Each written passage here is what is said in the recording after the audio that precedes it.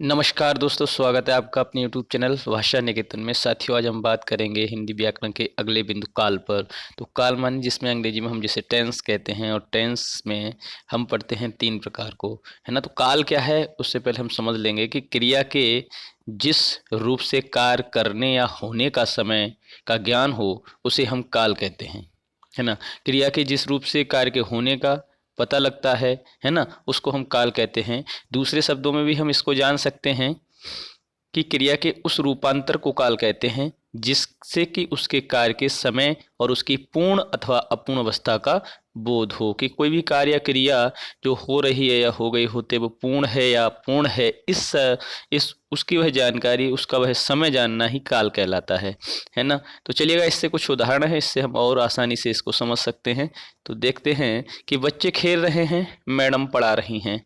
तो बच्चे खेल रहे हैं और मैडम पढ़ा रही हैं, ये भी एक समय का भान हो रहा है। बच्चे खेल रहे थे, मैडम पढ़ा रही थी। तो देखिए, खेल रहे हैं तो वर्तमान की बात है, और बच्चे खेल रहे थे अर्थात वह बात आपकी बीत गई, तो भूत की बात हो जाती है। और बच्चे खेलेंगे, है ना, मतलब आने वाले समय में खेलेंगे, तो यहाँ आपकी भविष्य की बात हो जाती है।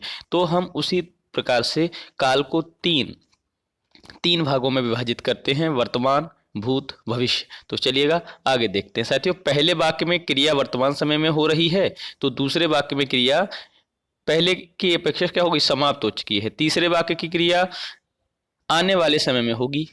इन वाक्यों की क्रियाओं से कार्य के होने का समय प्रकट हो रहा है। तो इसी बात को समझते हैं। अब काल के भेद हैं, तो साथियों काल के आपके तीन भेद हैं: वर्तमान काल, भूतकाल और भविष्यत काल। तो समझिएगा, प्रेजेंट टेंस अंग्रेजी में जिसको आप बोलते हैं, पास्ट टेंस और फ्यूचर टेंस, जो समय चल रहा है वह वर्तमान में है, जो समय बीत गया है वो भूतकाल में है, और जो समय आने वाला है वह आपका भविष्यत काल में होगा। तो वर्तमान काल क्या है इसको समझते हैं। तो चलिएगा साथियों, वर्तमान काल समझते हैं। क्रिया के जिस रूप से वर्तमान में चल रहे समय का बोध होता है उसे हम वर्तमान काल कहते हैं। इसके कुछ उदाहरण हैं: पिताजी समाचार सुन रहे हैं, तो वर्तमान में सुन रहे हैं। पुजारी पूजा कर रहा है, वर्तमान काल है। प्रियंका स्कूल जाती है, ये भी वर्तमान है। उपर्युक्त वाक्य में क्रिया के वर्तमान समय में होने का पता चल रहा है, अतः यह सभी क्रियाएं आपके वर्तमान काल की होंगी। चलिएगा आगे देखते हैं कि वर्तमान काल की पहचान के लिए अंत में आपका ता है, ती है, ते हैं आदि आते हैं। तो वर्तमान काल के भेद भी कुछ हैं, तो इनको भी समझते हैं। और वर्तमान काल के आपके मुख्यतः पांच भेद हैं। कितने भेद हैं? पांच। पांच भेदों को हम पढ़ेंगे। तो पहला है सामान्य वर्तमान काल, दूसरा है तत्कालिक वर्तमान काल, और तीसरा है पूर्ण वर्तमान काल, और साथियों इसी तात्कालिक को अपूर्ण वर्तमान काल भी कह देते हैं, संदिग्ध वर्तमान काल और संभाव्य वर्तमान काल। तो चलिएगा एक एक करके इनको भी समझते हैं। और सामान्य वर्तमान काल क्या है? क्रिया का वह रूप जिससे क्रिया का वर्तमान काल में होने का पता चले या सामान्य वर्तमान काल कहलाता है।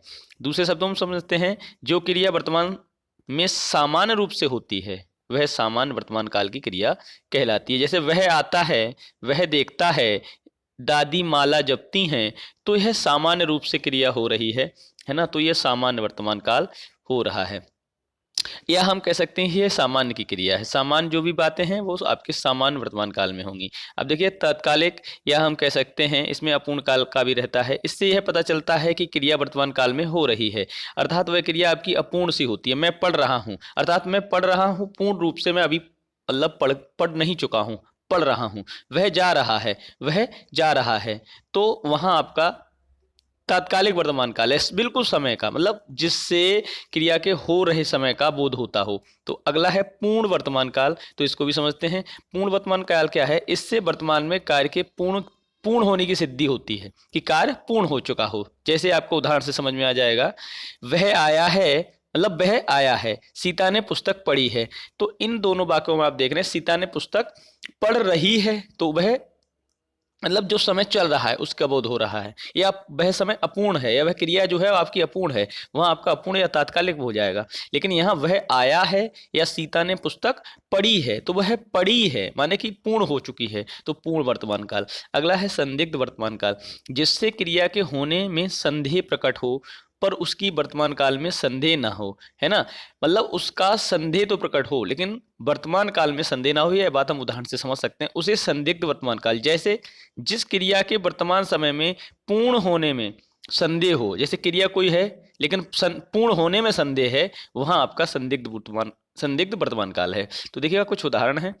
राम खाता होगा, है ना, राम खाता होगा, वह पढ़ता होगा, यह आपका क्या है, संदिग्ध में है। लेकिन यहां देखिए वर्तमान खाता होगा, है ना, जिस क्रिया के वर्तमान समय में पूर्ण होने में संदेह हो, क्रिया पूर्ण हो चुकी है कि नहीं हो चुकी है, इसमें संदेह है, तो वहां आपका हाँ संदेह वर्तमान काल हो जाएगा, संदिग्ध वर्तमान काल। अगला आपका है संभाव्य वर्तमान काल। तो इससे समझते हैं, इससे वर्तमान काल में कार्य के पूरा होने की संभावना रहती है ना, संभावना है कि कार्य या क्रिया पूरी हो जाएगी। जैसे उदाहरण है, वह आया हो, वह लौटा हो। अब देखिए यहाँ एक बात याद रखना है, इनमें आप देख सकते हैं यहाँ पर आपका होगा होगी आएगा। संदिग्ध वर्तमान काल में एक बात याद रख सकते हैं, है ना, कि यहाँ पर आपका होगा और होगी आ जाएगा, लेकिन यहाँ है ना, यहाँ आपका वह आया हो, वह लौटा हो, संभावना है, यहाँ संभावना दर्शाई जाएगी और यहाँ आपका संदेह दर्शाया जाएगा। चलिएगा अब हम बात करते हैं भूतकाल पर। क्रिया के जिस रूप से बीते हुए समय का बोध होता है उसे हम भूतकाल कहते हैं। सरल शब्दों में, जिससे क्रिया से कार्य की समाप्ति का बोध हो, कार्य समाप्त हो चुका हो, कार्य की समाप्ति का जहाँ बोध होता है वहां पे आपका भूतकाल होता है। जैसे कुछ उदाहरण है, वह खा चुका था, राम ने अपना पाठ याद किया, मैंने पुस्तक पढ़ ली थी। तो इन सभी आप देख रहे हैं वाक्यों में क्या है कि कार्य का पूर्ण होना पाया जा रहा है, कि वाक्य बीते हुए समय में क्रिया के होने का बोध करा रहा हो, वहाँ भूतकाल के वाक्य हैं। जैसे इसमें आपका था, थी, थे आदि आपके सहायक क्रियाएं का प्रयोग होता है। तो चलिएगा इनके भी आपके मुख्य 6 भेद हैं भूतकाल के। वो कौन कौन से हैं? सामान्य भूतकाल, आसन्न भूतकाल होगा साथियों, आसन्न होगा, है ना, इस तरीके से आसन्न भूतकाल, और पूर्ण भूतकाल, अपूर्ण भूतकाल, संदिग्ध भूतकाल और हेतुमद भूतकाल। चलिएगा अब देखते हैं सामान्य भूतकाल क्या है। तो सामान्य भूतकाल, जिससे भूतकाल की क्रिया के विशेष समय का ज्ञान ना हो, उसे सामान्य भूतकाल, मतलब भूतकाल की क्रिया के विशेष समय का। तो देखते हैं इसे दूसरे शब्दों में, कि क्रिया के जिस रूप से काम के सामान्य रूप से बीते समय में पूरा होने का बोध ना हो, उसे हम सामान्य भूतकाल कहते हैं। जैसे आपका उदाहरण है, मोहन आया, सीता गई, श्री राम ने रावण को मारा। उपयुक्त वाक्यों की क्रियाएं बीते हुए समय में पूरी हो गई हैं, अतः ये सामान्य भूतकाल क्रियाएं हैं। मतलब जिसमें आपकी सामान्य रूप से जो भी क्रियाएं हैं बीते समय की पूर्ण हो जाएं, वहां सामान्य भूतकाल। लेकिन आसन में थोड़ा अलग है। आसन में क्या होता है कि तुरंत की तुरंत क्रिया कोई पूर्ण हो, जैसे क्रिया के जिस रूप से यह पता चले कि क्रिया कुछ समय पहले ही पूर्ण हुई है, उसे आसन भूतकाल, मतलब थोड़ी समय पहले ही, बिल्कुल कहें तो अभी अभी कोई के काम पूर्ण हुआ है, क्रिया पूर्ण हुई, तो वहां पर आपका आसन्न भूतकाल होगा। इससे क्रिया की समाप्ति निकट भूत में या तत्काल ही सूचित होती है। जैसे कुछ उदाहरण है, मैंने आम खाया है ना, मैं अभी सोकर उठी हूँ, अध्यापिका पढ़ाकर आई है। तो उपयुक्त वाक्यों के लिए क्रिया अभी अभी पूर्ण हुई है। देखिए मैंने आम खाया है तो अभी अभी दर्शा रहा है, मैं अभी सोकर उठी हूँ या उठा हूँ तो ये अभी अभी दर्शा रहा है, और अध्यापक पढ़ाकर आई हैं तो यह क्रिया तत्काल ही पूर्ण हुई है, तो उस समय को हम कह सकते हैं आसन्न भूतकाल। चलिएगा अगला बात है आपका पूर्ण भूतकाल। क्रिया के उस रूप को पूर्ण भूत कहते हैं जिससे क्रिया की समाप्ति के समय का स्पष्ट बोध होता है कि क्रिया को समाप्त हुए काफी समय बीता है ना। पूर्ण भूतकाल मतलब कोई क्रिया पूरी तरीके से पूर्ण हो चुकी होगी, या कहें तो वह हम कह सकते हैं क्रिया की समाप्ति बहुत पहले हो चुकी होगी, है ना, वहां पे आपका पूर्ण क्रिया के जिस रूप से उसके बहुत पहले पूर्ण हो जाने का पता चलता है उसे हम पूर्ण भूतकाल कहते हैं। उदाहरण से समझने का प्रयास करेंगे। देखते हैं, उसने श्याम को मारा था। देखिएगा श्याम को मारा था, यहाँ पर आपका कार्य बहुत पहले की बात हो रही है। अंग्रेजों ने भारत पर राज किया था, महादेवी वर्मा ने संस्मरण लिखे थे। उपयुक्त वाक्यों में क्रियाएं अपने भूतकाल में पूर्ण हो चुकी हैं, ये पूर्ण भूतकाल। इसमें था, थी, थे, चुका था, चुकी थे, है ना, आदि शब्दों का प्रयोग होता है। तो अब अगला है आपका अपूर्ण भूतकाल। इससे यह ज्ञात होता है कि क्रिया भूतकाल में हो रही है किंतु उसकी समाप्ति का पता नहीं चलता। जैसे सुरेश गीत गा रहा था, सीता सो रही थी। अब देखिए, लेकिन इसमें क्या है, इससे यह ज्ञात तो होता है कि क्रिया भूतकाल में हो रही थी, लेकिन किंतु उसकी समाप्ति का पता नहीं है कि कब समाप्त हुई। मतलब गा रहा था, अभी समाप्ति नहीं होगी जब भूतकाल में किसी कार्य की, तो वो अपूर्ण भूतकाल में आएगा। जैसे सुरेश गीत गा रहा था, गाया नहीं था या गा चुका नहीं था, गाया गा रहा था। या सीता सो रही थी, है ना, सीता सो रही थी। तो यहाँ पर हम कह सकते हैं जहां हम क्रिया को एक तरीके से समाप्ति ना कर सकें या समाप्ति का पता ना कर सकें, वहां आपका अपूर्ण भूतकाल में आएगा। तो चलिएगा देखते हैं। आपका अगला है संदिग्ध भूतकाल। भूतकाल की क्रिया के जिस रूप से उसके भूतकाल में पूरा होने में संदेह हो, उसे संदिग्ध भूतकाल कहते हैं। संदिग्ध भूतकाल में क्या होगा, क्रिया के पूरे होने में संदेह हो। जैसे तू गया होगा, बस छूट गई होगी, दुकानें बंद हो चुकी होंगी। यहाँ संदेह है कि ऐसा हो चुका होगा, है ना, संदिग्ध भूतकाल में आएगा। देखिए, गया होगा, गई, गया, गई, चुकी, उसके साथ होगा, होगी, होंगे आदि शब्द का प्रयोग हो रहा हो, वहां संदिग्ध भूतकाल रहेगा। अब हेतु मद भूतकाल।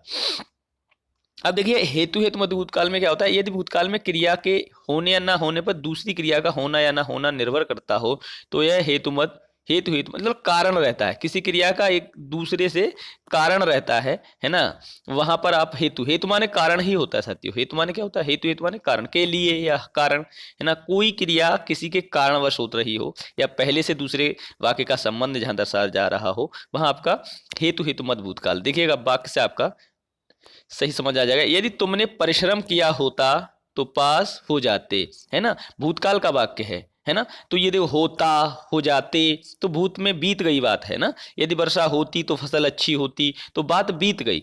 जो बात बीत गई है और वो भूतकाल में ही आएगी। लेकिन यहाँ जब हम एक वाक्य को दूसरे से जोड़ेंगे, वहां हेतु मद भूतकाल होगा। ये इसी की तरह एक और इसमें आता है हेतु मद भविष्यत काल। तो उसमें आपका क्रिया जो है वो आने वाले समय में दिखाई जाएगी। चलिएगा देखते हैं आगे क्या है भविष्यत काल। भविष्य में होने वाली क्रिया को भविष्यत काल की क्रिया कहते हैं। क्रिया के जिस रूप से काम का आने वाले समय में करना या होना प्रकट हो, वह भविष्यत काल होता है। जैसे हम वाक्य में समझ सकते हैं, वह कल घर जाएगा, हम सर्कस देखने जाएंगे, किसान खेत में बीज बोएगा। उपयुक्त वाक्यों में क्रिया से पता चलता है कि ये सब कार्य आने वाले समय में पूर्ण होंगे। ये भविष्यत काल का है, मतलब आने वाले समय में क्रिया अगर पूर्ण हो रही है तो वहां पे आपका क्या हो जाएगा, भविष्यत काल। भविष्यत काल के भी आपके तीन भेद हैं, तो इनको भी समझते हैं। देखिए, सामान्य भविष्यत काल, संभाव्य भविष्यत काल और हेतु मद भविष्यत काल। तो देखिएगा, इसमें आपका कौन कौन सा है। सामान्य भविष्यत काल क्या है, क्रिया के जिस रूप से उसके भविष्य में सामान्य ढंग से होने का पता चले, उसे सामान्य भविष्यत काल कहते हैं। जैसे बच्चे कैरम बोर्ड खेलेंगे, है ना, कैरम बोर्ड खेलेंगे, आने वाले समय में खेलेंगे। वह घर जाएगा, गया नहीं है, जाएगा। दीपक अखबार बेचेगा, बेच रहा नहीं है या बेचा नहीं था, मतलब बेचेगा, आने वाले समय में जब क्रिया के होने का पता चले। चलिएगा, अगला आपका है संभाव्य भविष्यत काल। तो संभाव्य भविष्यत काल क्या है, काल क्रिया के जिस रूप से उसके भविष्य में होने की संभावना का पता चले, संभावना दर्शाई जाए कार्य के होने की। तो जैसे आपका है, शायद चोर पकड़ा जाए, शायद चोर पकड़ा जाए, परीक्षा में शायद मुझे अच्छे अंक प्राप्त हों। तो यहाँ शायद का भी प्रयोग होता है, तो याद रखेंगे। शायद में वैसे भी शंका बनी रहती है, तो संभावना दर्शाई जाती है। तो इस तरीके से आपका संभाव्य। अगला है आपका हेतु मद भविष्यत काल। अब देखिए, हम वहां कि आप ऐसा करते तो पास हो जाते, तो हम भूत की बात हो करते तो पास होते, है ना, तो भूत में दर्शाया जा रहा है। यहाँ भविष्यत काल में आने वाले समय में दर्शाया जाएगा। जैसे क्रिया का होना दूसरी क्रिया के होने पर निर्भर करता है। जैसे वह आए तो मैं जाऊं, या वह कमाए तो मैं खाऊं। तो खाऊं मान लो अगले आने वाले समय में ही तो आप कमाएंगे, कमाता तो मैं खाता, तो ये भूतकाल का है। लेकिन वह आए तो मैं जाऊं, आएंगे तभी तो जाऊंगा, है ना। उसी तरीके से हाँ, आप यदि आप पढ़ेंगे तो पास हो जाएंगे, तो आपका भविष्य की कहानी है। आप यदि ऐसा करेंगे तो ऐसा हो जाएगा, तो भविष्य की कहानी है। तो हेतु मद भविष्यत काल के अंतर्गत आपका यह आ जाता है। तो ये आपके आज हमने काल पर चर्चा की। तो हिंदी में अगर काल विषय से संबंधित कोई भी प्रश्न पूछे जाएंगे तो आशा करते हैं कि ईश्वरी कृपा से इसमें से बाहर कुछ नहीं जाएगा। और यदि साथियों आज तक आपने हमारा चैनल सब्सक्राइब नहीं किया है तो चैनल को सब्सक्राइब कर लें, और आप चाहें तो बेल आइकन भी दबा लें, जिससे आने वाले हमारी वीडियो का नोटिफिकेशन भी आपको मिलता रहे। तो फिर मिलते हैं अगली वीडियो के साथ, तब तक के लिए नमस्कार, धन्यवाद।